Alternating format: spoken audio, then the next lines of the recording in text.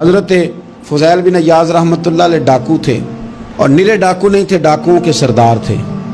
تو ارشاد فرماتے ہیں کہ میرا طریقہ یہ تھا کہ میں ایک پورے قافلے کی صورت میں حملہ کرتا تھا تو لوگ ڈرا کرتے تھے اگر کہ فضیل بن عیاض کے ڈاکوؤں نے حملہ کیا تو پھر نہیں بچتے۔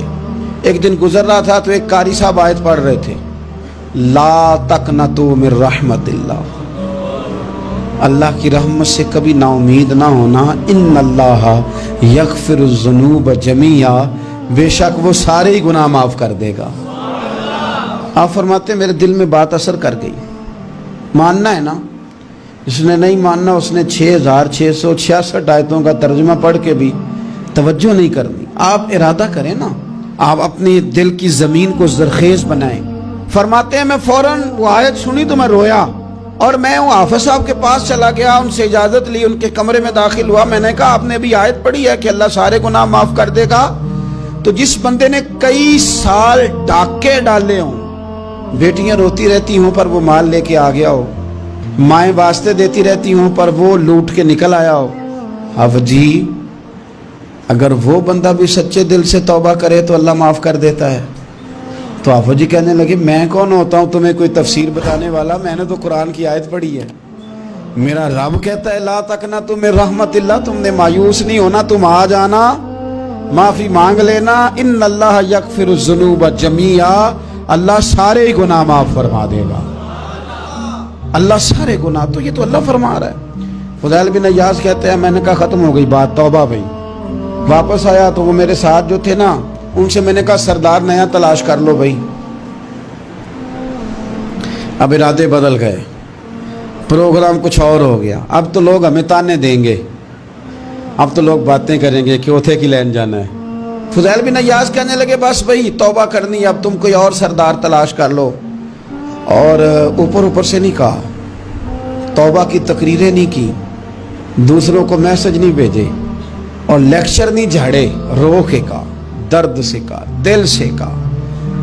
تو وہ جو باقی کے تھے نا ان پر سردار کی بات کا اثر ہوا، کہنے لگے سردار ہم نے سردار نیا نہیں ڈھونڈنا، اگر چوریاں مل کے کی ہیں تو اب تو اس طرح تو نہ کر، توبہ بھی مل کے ہی کریں گے، اب اللہ بھی مل کے ہی کریں گے، اب بس تو اگر ادھر جائے گا تو ہم بھی تو جائیں گے نا۔ اللہ اکبر۔ فضیل بن عیاض کہتے ہیں ظاہر ہے مال لوٹا کرتے تھے، میں نے مسئلہ پوچھا علماء سے تو انہوں نے بتایا کہ یہ تو حقوق العباد کا مسئلہ ہے، جو لوٹا ہے وہ تو واپس کرنا ہی پڑے گا۔ اب میں نے وہ پیسے جمع کیے، اب سارے تو میرے پاس تھے نہیں، جتنے میں دے سکتا تھا دیے، جو کھا چکا تھا وہ رہ گئے، ایک یہودی کے پیسے رہ گئے، اس کے گھر چلا گیا، میں نے جا کے اسے کہا میاں میں نے کر لیا توبہ، اور میں وہ فضیل بن عیاض ڈاکو ہوں جس کے تیرے گھر سے اتنا مال لوٹا تھا، میرے پاس پیسے کوئی نہیں، وہ پیسے لگ گئے، اب تو اس طرح کر مجھے معاف کر دے۔ وہ کہنے لگا نا جناب، یہ بھی کبھی کبھی ہوتا ہے، لوگ نا شرافت کو بزدلی سمجھ لیتے ہیں۔ فضیل بن عیاض سے کہنے لگا میں تو پیسے لوں گا، ایسے تو نہیں معاف کرتا۔ آپ فرمانے لگے پیسے تو کوئی نہیں، یہ سچی توبہ ہے۔ وہ کہنے لگا پھر اس طرح کرو میری اونٹوں کو چارہ ڈالو، پیسے پورے ہوئے تو چلے جانا۔ کل ڈاکو تھے، ابھی وہ تلوار چلانی آتی ہے، نیزہ چلانا آتا ہے، ڈٹنا آتا ہے، اعصاب مضبوط ہیں، مسئلہ کوئی نہیں، لیکن توبہ سچی کی ہے نا، یہ سچی توبہ والے لوگوں کا طریقہ ہے۔ اس سے کہہ سکتے تھے کہ جا آج تو لب دینی لے لے، تجھے کہا معاف کر دے، تو تیار ہی نہیں ماننے کو۔